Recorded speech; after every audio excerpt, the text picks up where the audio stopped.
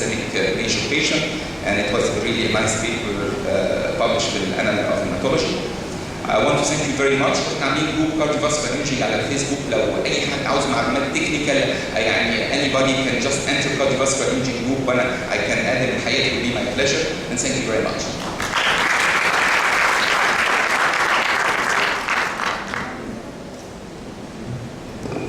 Any questions? Thank you, Ahmad, for your very nice presentation. You have any questions?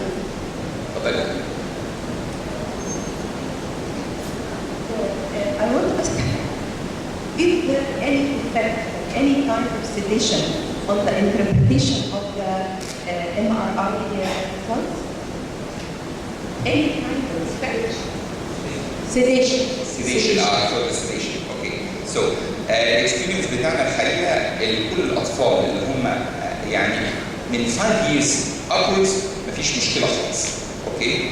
العيانين اللي هم الصغيرين اللي هم اقل من 5 سنين لو احنا هنتكلم على الليفر مفيش بروبلم خالص، مش شرط ان هو يبقى متجاوب معايا، مش شرط ان هو يكتم النفس، I can do the examination. في الهارت انا بطلب من الطفل ان هو يكتم النفس وياخد نفس، يكتم النفس وياخد نفس معايا، فدي مشكله، فلازم يبقى قائد. بعض الاطفال الاربع سنين يبقى الموضوع كويس قوي، انما انا السيديشن في اقل من 4 سنين هضطر ان انا الجا له عشان اقدر اعمل كومبليت اكزامينيشن. فيعني وي نيد سيديشن اقل من 5 سنين في معظم العيانين. Does this sedation affects the result? It doesn't affect. لا اهم حاجه الريزلتس بتاعتنا بتعتمد ان الصوره تبقى واضحه او مش واضحه.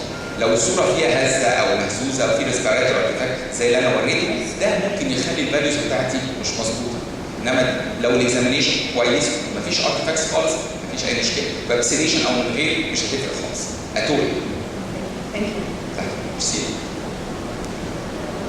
Thank you. Now I would like to present Assistant Professor Nancy Bergeri, Assistant Professor of Pediatric Hematology Oncology at Shams University, to present the presentation titled Do Pancreatic Functions Predict Cardiac and Liver Iron Loading in Transfusion-Dependent Beta Thalassemia Major Patients Using Cardiovascular and Liver T2-star Magnetic Resonance.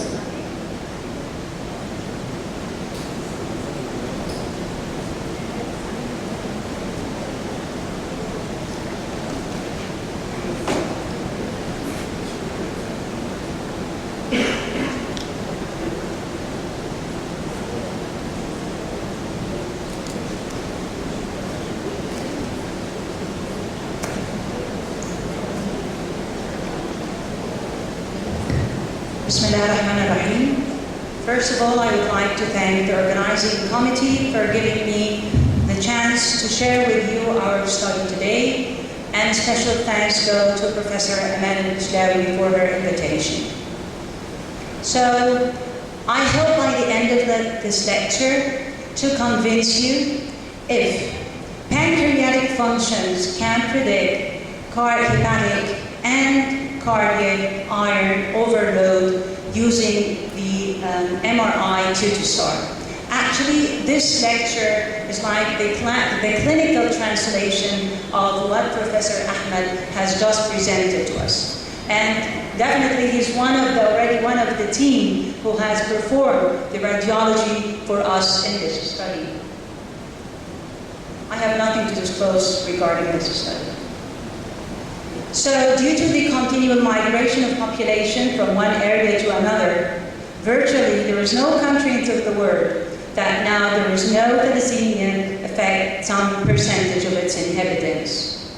In Egypt, we all know that beta thalassemia major is the most common genetically determined chronic hemolytic anemia, and this will lead to major public health problems. And this is attributed to the high rate of consanguineous marriage that reached almost 35%.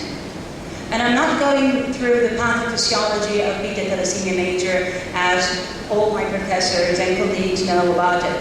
But what I have to imply here that they have ineffective erythropoiesis, and this will lead to anemia. In the past, the blood transfusion was the only way of treating those patients. However, it improved the life expectancy of those patients, improved anemia, growth, but we are carrying the hazard of frequent blood transfusion. And as you all know, the major problem is the iron overload if you don't have a proper chelation therapy. So the iron overload affects different parts of the organ, like the heart, the pancreas, the liver, the thyroid, as well as the parathyroid gland. But the most sensitive organ for iron overload is the cardiac tissue, because when you already have a severe iron overload, this will lead to cardiac failure, and it carries a high risk of mortality in those patients. So different techniques are now being available to detect the amount of cardiac iron overload in those patients. And one of the recent techniques is the presence of the cardiac T2 star. It's safe, fast, non-invasive technique, and also can give you the quantitative measurements of the iron inside the cardiac muscle. And we used to use the ferritin level in order to predict the amount of cardiac iron overload. And the high ferritin level predicts the early level of death as long as it's having higher frequencies. The endocrinal system affection is very common in those with thalassemia, including not only the pancreas, as I mentioned, but other endocrinal organs like the adrenal, the gonads, and the thyroid and parathyroid gland. But the most important here that we have two parts of the pancreas, both the exocrine and endocrinal function. So sometimes when there is affection of the exocrine function, the acinar cells will increase the production of both serum amylase and lipase enzyme. But when this acinar cells are being affected by the iron overload, this will lead to its destruction, and at the end, those will decrease. And this the same goes with the pancreatic endocrinal cells. But what is the strong interrelationship between the cardiac and pancreas if we really want to study about the pancreatic function and its relation to both cardiac and hepatic? We all know that both organs contains the L-type calcium channels. And as long as both organs have these calcium channels, this will make this strong interrelationship between the pancreas and the cardiac muscle. So, diabetes mellitus, what is it and what we are expecting? If the patient is having affection of the insulin secretion, this will lead to a state of hyperinsulinemia, and this will lead to hyperglycemia, and patient will be manifesting with diabetes. But what causes diabetes in those with beta thalassemia major? What happens here, the patient, when they have high iron overload, this will lead to oxidative stress damage. And this will lead to apoptosis, which means the premature cell death, fatty infiltration, volume loss, and now beta cell could not produce more and more insulin. It's not just only about the production of insulin, but again, there is another factor, which is the presence of insulin resistance. And you can see the image with a normal pancreas and another one when it's being affected with the iron overload. So what was the aim of our study? What we really wanted to see is to check the exocrine and endocrine pancreatic functions in our patients. And we wanted to correlate if the pancreatic functions through correlating it by the cardiac and hepatic MRI T2 star can predict its function in beta thalassemia major patients. So what we have done, we have included 44 patients of beta thalassemia major from the Pediatric Hematology and Oncology Unit at Ain Shams University, and they were compared by comparable group regarding their age and sex. We have included those who are aged more than 10 years old, and as Professor Ahmed said, to make it easier to be able to do the cardiac and hepatic technique. But we also excluded those who are having underlying systemic disease that may affect the cardiac and the liver function, and those who were below the age limit. So all patients were subjected to history as well as examination.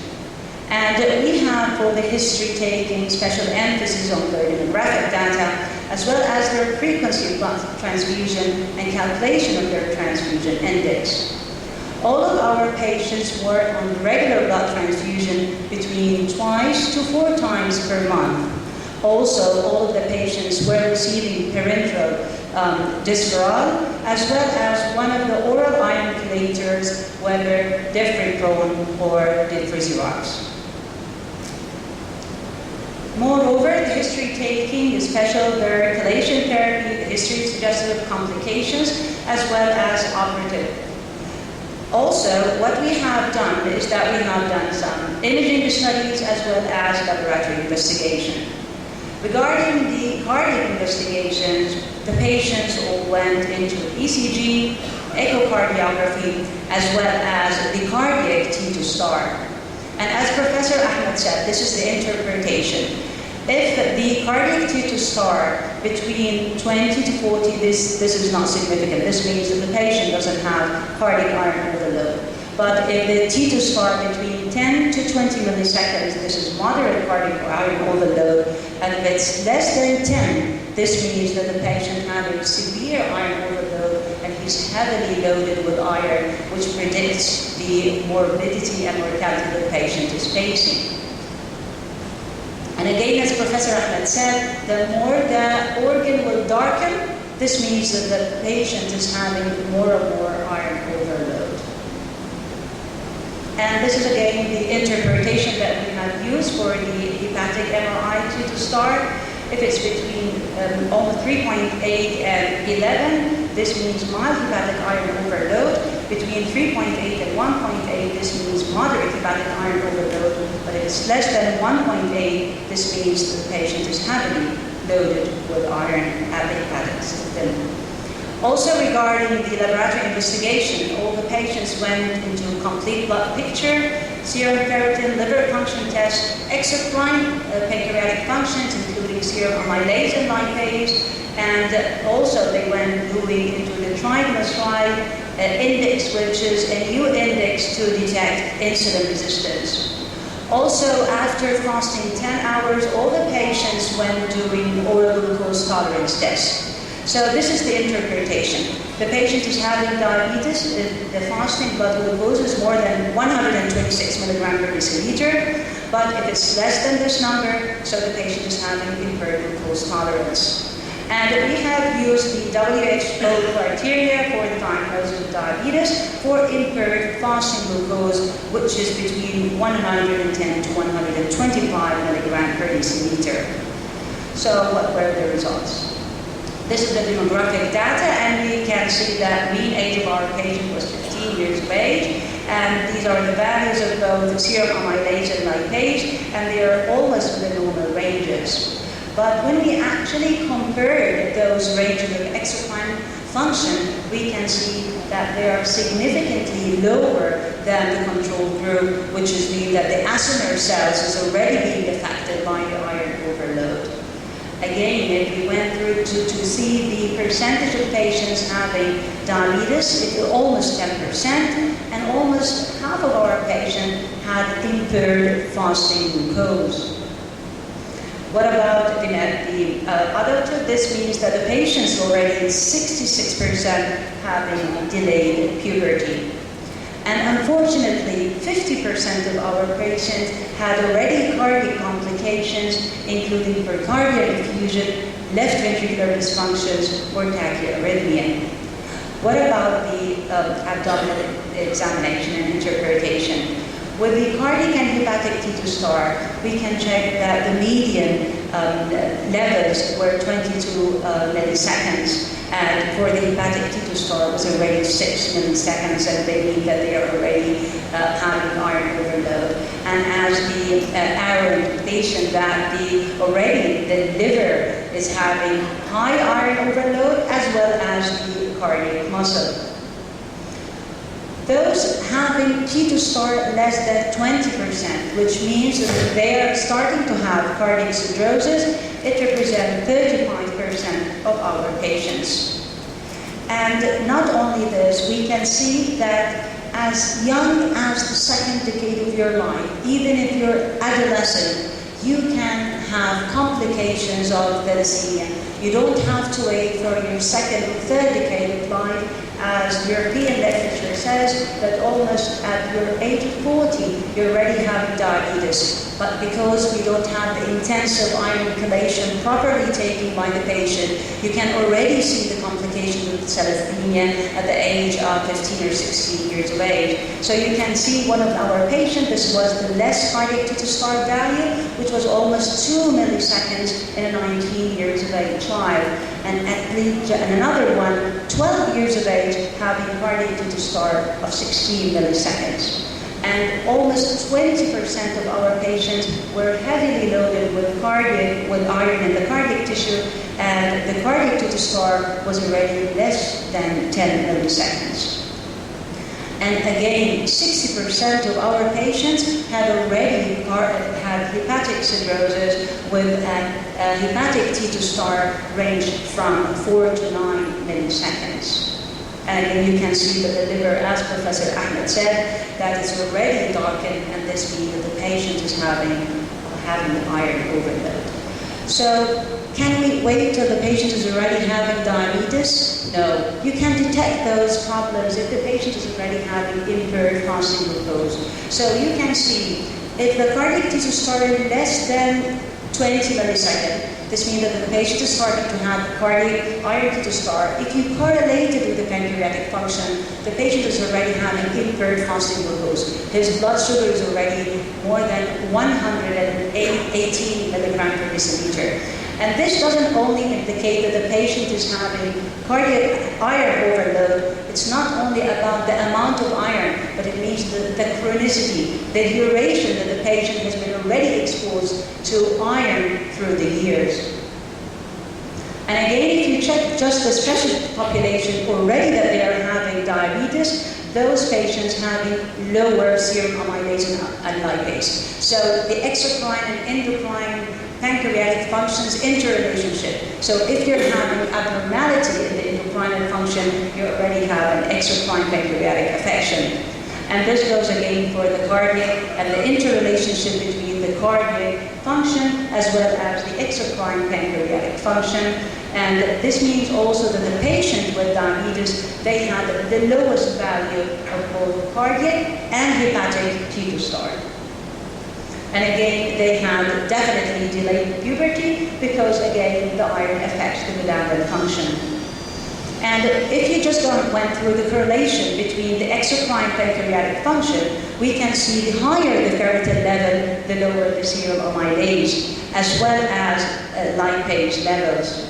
Also, the more triglyceride index, which means more insulin resistance, this means that you will have less exocrine pancreatic function and less cardiac and hepatic T2-star. So this again summarizes what we're saying. If you're having the darkened cardiac as well as hepatic, this means that those patients are having both cardiac and hepatic iron overload. And the mean age of diabetes for those patients was 15 years of age. So again, please search for complication if you're above 10 years of age. You don't have to wait a little bit longer. Their mean serum ferritin was high, was 5,000, and the cardiac T2-star was around 7 milliseconds, and the hepatic T2-star was 2 milliseconds with lower exocrine pancreatic function. And even compared those with impaired fasting blood glucose to those with the normal fasting blood glucose, you can see that they already have low cardiac T2-star. And again, this is a rock curve to know when you search, if you're just going to find the serum ferritin level, amylase and lipase with triglyceride index, if your patient is having lower level of the cardiac T2-star. So, in conclusion, what I wanted to say here, that there is a very risky area. You have to predict this risky area in order to save your patient's life. So, what you really know, if you already have a cardiac iron overload, it's very difficult task to remove this iron from the cardiac muscle. So, if your patient is having abnormal exocrine or endocrine pancreatic function, it would be prudent to modify the iron chelation to prospectively prevent cardiac iron accumulation rather than to wait till the cardiac iron to appear. And the indirect measurement of pancreatic iron overload by assessment of exocrine and endocrine pancreatic function will provide an important feedback, even if you don't have the cardiac to start and the hepatic. And this is very important. If you're just shifting the patient from having normal blood glucose into already having impaired fasting glucose, it takes years. And it's partially reversible to go back and to help your patient and to have frank and over-diabetes. So it's easier to detect the patient with impaired fasting rather than having the full-blown picture of diabetes. So please, early detection of those complications will save your patient life. And again, as in many centers, it's not just the university centers, but the cardiac and the hepatic MRI to start, they're expensive and they are not available everywhere. So if you're just having an indirect measurement of exocrine and endocrine pancreatic function, can be a surrogate assessment for cardiac risk of those patients. And unfortunately, cardiac iron happened so early in our young population that warrants more intensive ablation therapy. And I usually say that the next years will show us more and more technology that will appear. And as the famous quote said, when I was a little, apple and blackberry were just fruits. But let's see what they turned out. So you will see more and more technology in the coming years. And please, station time saves now, so always be able with your clinical sense to predict your patient when is he going to have complication. By the end, I hope to Professor Dr. Galina Mukhtar for her excellent study. I was just one of her team, as well as our professors, Wafa Ibrahim, Professor Namda Matar, and Professor Ahmed Ibrahim from the radiology team, and Dr. Safa Shaykh. And at the end, I hope to thank all the my colleagues at the hematology and oncology units at the Department of Traffics at Ancient University, and thank you all for your attention.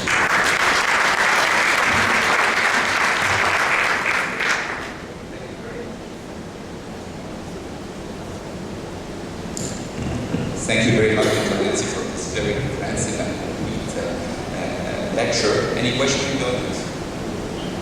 Okay, so we will shift to our last lecture in this session, and the evaluation of kidney iron deficiency beta thalassemia Asian children by Dr. Jihan from Mania University.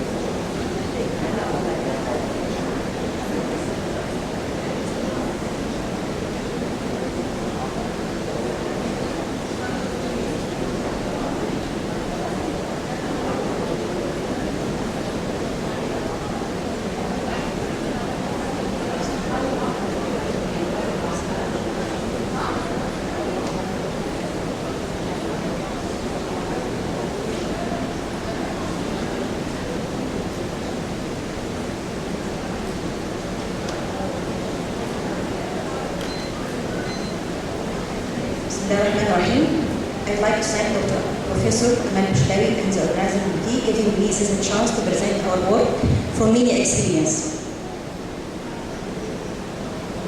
I will talk about evaluation of kidney iron overload using the new technique, which is the T2-star imaging technique.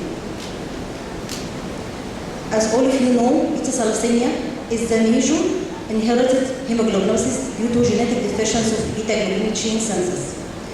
Patients with thalassemia are liable for developing cardiopulmonary, endocrine, and major organ dysfunction. Simply, pathophysiology of beta thalassemia can be summarized: shortened RBC's lifespan, tissue iron deposition, and rapid iron turnover. Recent years, improved patient survival leads to appearance of morbidities like renal dysfunction. We have to identify early patients at risk of renal dysfunction to prevent more progression and ending in end-stage renal disease. Of course, kidney biopsy is a perfect technique to evaluate renal iron overload, but it is difficult with great discomfort and procedural risk for patients. So, the reliable new technique have to be developed. Recently, MRI gradient, echo T2-star, and spin echo quantified tissue iron deposition in the liver and heart with promising results. 2-2 signal decay rates are measurable and can detect, in other words, the presence of iron overload with reduced field homogeneity, hence a low T2-star imaging. This is anemia.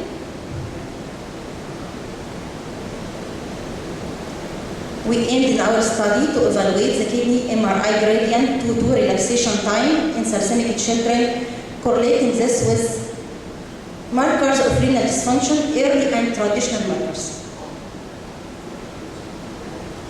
Our study was a cross-sectional prospective study performed in the Children and Maternity University Hospital, Maine University, over the period from May 2012 to October 2014. We included patients with hemoglobinopathy, beta thalassemia only, children aged from 6 to 18 years old, excluded other hemoglobinopathies like sickle cell anemia, patients with systemic disease affecting disability kidneys, like thyroid, hepatic, or diabetes mellitus, recent use of nephrotoxic drugs or history of trimethoprim or corticosteroids within the past 7 days, family history of inherited kidney diseases, absolute contraindication to MRI, which is metallic surgical clips and pacemakers. We included in our study 80 children, classified in 2 groups, 60 thalassemia major children and 20 as healthy age and 6 matched. Our thalassemia children, only 40 children were subjected to MRI and 20 refused the procedure. The studied children subjected to careful history taking, including their patient history of blood transfusion recurrence per month, chelation therapy, clinical examination, laboratory investigation like CBC, serum ferritin, liver enzymes, complete urine analysis, blood urine nitrogen and creatinine, albumin creatinine ratio, serum cystatin C, beta 2 microglobulin. As Professor Ahmed Samir he explained the T2-star imaging technique, we use this opened technique using the standard RF body recoil in all measurements. This is mania and sound price. I selected some tables from our study. First, the clinical data of our studied children. Only the difference were in the weight and height, but mass index was not affected. Other parameters like blood pressure was not affected. The renal function in our thalassemia patients, we have increased blood urine nitrogen and estimated GFR was reduced much in patients with thalassemia. This is the difference in serum ferritin level. Our thalassemia children show a reduced renal T2 enzyme control. This is a correlation between renal T2-star and serum ferritin, negative and very significant correlation. And here is the rod curve analysis. We have a sensitivity of 92.5 and specificity of 95 for renal T2 in detection of renal iron overload. This table shows a correlation between renal T2 and some parameters of renal dysfunction. في significant correlation between ACE ratio and T2 star, also in serum cystatin and T2 star. In respect to the tubular function, urinary beta-2 microglobulin also have a negative and significant correlation with T2 star. These some figures, imaging techniques, patient, 9 years old, thalassemia patient, region of interest both in kidneys and in the liver. We can notice reduced signal intensity in her kidneys in comparison to this normal old female, 11 years old. In summary, estimated GFR was significantly lowered among studied thalassemia children than controls. By comparing MRI results of our thalassemia children than the control, it was significantly lowered. Renal iron overload is the main cause of renal dysfunction in beta thalassemia eligible children, evident by the significant correlation between renal MRI2 and early markers of glomerular and tubular dysfunction, mainly ACE ratio, serum cystatin, and urinary beta-2 microglobulin. So, the presence of renal iron overload was confirmed by renal MRI2, which is simple, non-invasive, does not need intravenous contrast, and we recommend the use as a routine part of follow-up in pediatric patients with beta thalassemia. Thank you.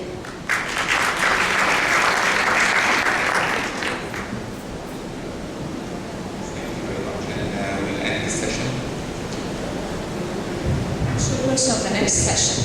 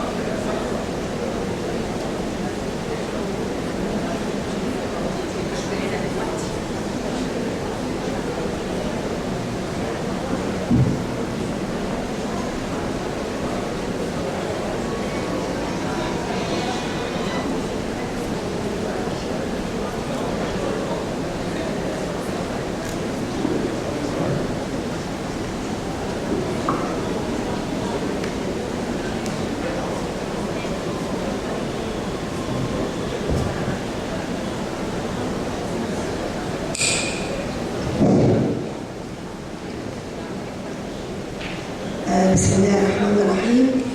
نبدأ the second plenary session. I'm very delighted and honored to have Professor Dr. Ali Abdelaziz, Professor of Medicine in Cairo University, and the chairperson, and Professor Mona Lamraoui, from our team, Pediatric Hematology of Cairo University. Really, I have the honor and pleasure to present Professor Dr. Musa Shakir. Dr. Musa Shakir is an eminent professor in USA in nanotechnology, and he's got many prizes in this domain. He did many things and discovered many things related to Islamic issues and non-Islamic issues, and he has got a very, very known figure in the United States of America. Professor Dr. Shakir is going to present complex multifunctional pathophysiological process in sickle cell disease, implications in developing targeted therapeutics. وفيت دكتور شاكر.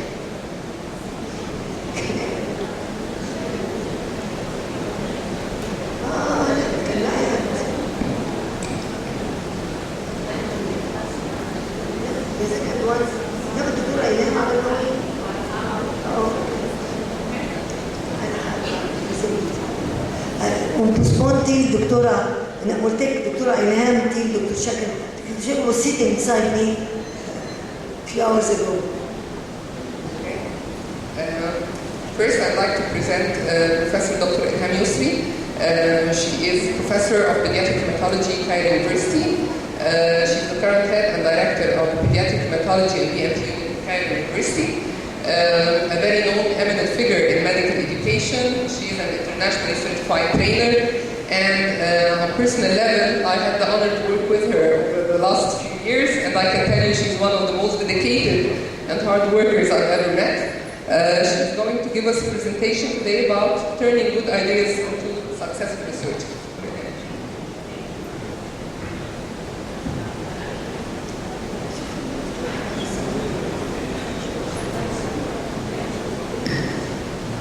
Bismillahirrahmanirrahim.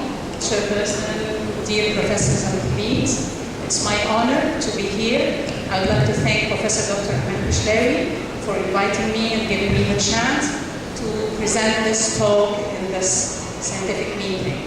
Thank you. My talk is how to turn a good idea into successful research. The goal of this meeting is to provide some tips for researchers to turn their ideas into successful research. This is the outline of my presentation. Let us start by the first. What does it mean, research? What's research? Research, it is a journey. It is a journey that starts from this great idea and ended with publication. So any research should be ended with publication. And this publication is the start of another new idea. So the circle will go on, starting from a new idea to publication and so on. And definitely this journey, it's not like any journey. It is a journey that's composed of a very systematic steps. So during this journey, we should follow the systematic steps. So successful research has an outcome. This outcome is the publication. And as Gerard Beale said long ago, without publication, science is dead. So please keep science alive by publication, okay? Let us go and reflect the status of our research in Egypt. In Egypt, we do have many problems. We do have many research centers, many patients, many researchers. So the equation, it should be, we should have a high number of publications. But unfortunately, the equation is not like that. Despite we do have these input, the output is not as needed, is not as expected. So let us ask ourselves, why we don't have the expected number of research, despite we do have these inputs? The question has answered by many researchers.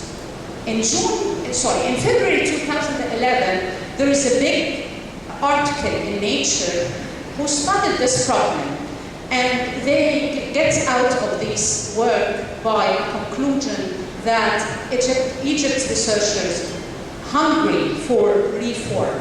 And there is another article in June 2011 released from Alexandria Bibliotech by a combined researcher, national and international, and they stated that there are millions of dollars spent in the research of Egypt, but it is a redundant research. So now let us ask why we do face this problem. The answer is very easy. Which is the researchers in Egypt sometimes overlook some point to go for successful research. So let us go for our third objective in this meeting and to share with each other some tips that will help us to turn our good idea into successful research, to avoid overlooking of these points to reach our successful end, inshallah. The first step is how to get this good idea. Good idea is generated in the mind of the great scientists. All of us can generate great ideas. And this great idea is the disease, the problem that we want to get a solution out of it. But let us ask ourselves, can any one of us eat the elephant? Can you? Cairo? The answer, definitely, no one can eat the elephant, except in one occasion, to cut this elephant into bits and pieces. So please, if you have an elephant-sized problem, don't ever go to solve this problem with its elephant size, but please cut it into bits and pieces and make this big problem into small, specific, focused problem to be able to solve it. And this is one of the big challenges in research in Egypt, because most of us as a researcher always look to solve elephant-sized problem. And the result out of this elephant-sized problem always cannot be published. So this is the first step, make your problem doable by making it bits and pieces. Let us take an example. We cannot solve Thalassemia problem in Egypt. This is an elephant-sized problem, but we can turn this problem into smaller size by getting more focused problem like risk factor for glucose intolerance among Egyptian thalassemia, and so on. So please make your problem specific and focused. The second issue is make your idea patient-centered. What do you mean by patient-centered? Patient-centered means the problem is important to the patient. What does it mean? This means that your outcome factor included in the study should be patient-centered, should be valued by your patient. Let us take an example. If we want to study a case, a problem, thrombotic complication among thalassemia major patients, we can get the outcome by studying the thrombotic factor like PT, PC, D-dimer, and so on. Or we can get our outcome factor patient-centered, like the instance of deep vein thrombosis, portal vein thrombosis, and so on. What's more important? What's more important? Definitely, the second one is more important outcome than the first because it's patient-centered, it's more valued by the patient, and the message here is moving from the bench to bedside. So please make your problem moved from the bench to be a bedside problem. So please make your idea specific, doable, and patient-centered. Let us move to the second tab. The second tab is about the research team. Please build a research team to cover all what's needed in your research. In any research, we need data collector, we need subject matter expert, we need data analysis, we need people who can write and make search. So, in like this problem, we do need this team. So there is no single person can carry on research. We do need for a team. The third tab is our research plan. Our research plan, this is the toughest step in this lecture or this meeting. What do we mean by a research plan, our research design? The research design is very simply, it is the plan that should be followed. So any plan that cannot be followed, it's not a successful design. So the question is not to put a design. The question is how to put the design you are able to follow. So please select the design that you are able to follow. What is the design that we can follow? It's very simple. We do have plenty of designs. All these are designs that can answer any research question. But these designs, based on its rigorousness, its toughness, definitely it is moved from the left side of the slide to the right side of the, from the right side to the left side. So here, this is the most tough and most rigorous design that gives the best evidence. But because it is the toughest, don't go for it except if you have the resources that can help you to make this design. So what is the message here? The message here is the same research question can be answered by plenty of designs. So your job as a researcher is to select the design that can be answered and they can follow, that can you follow. So select the research design that you do have the available context, the available resources that help you to follow. So the best design, it is the design that can answer the question, but it fits your resources, it fits your time. So please go for the design that is suiting your resources and design to ensure the validity of your result. The more you will follow your design plan, the more you will give a validity for your result. Okay? Let us move for an example. Let us take an example for this point. This is one of the problems that commonly seen among hematologists, which is iron overload is a risk factor for impaired glucose tolerance test? If I am a researcher and I want to answer this question, I can answer this question by following many designs, as we just said. We can answer it by making a cross-sectional study and to measure both variables at the same time. We can measure the serum, the iron indicator, and the glucose indicator at the same time, and this is the simplest design.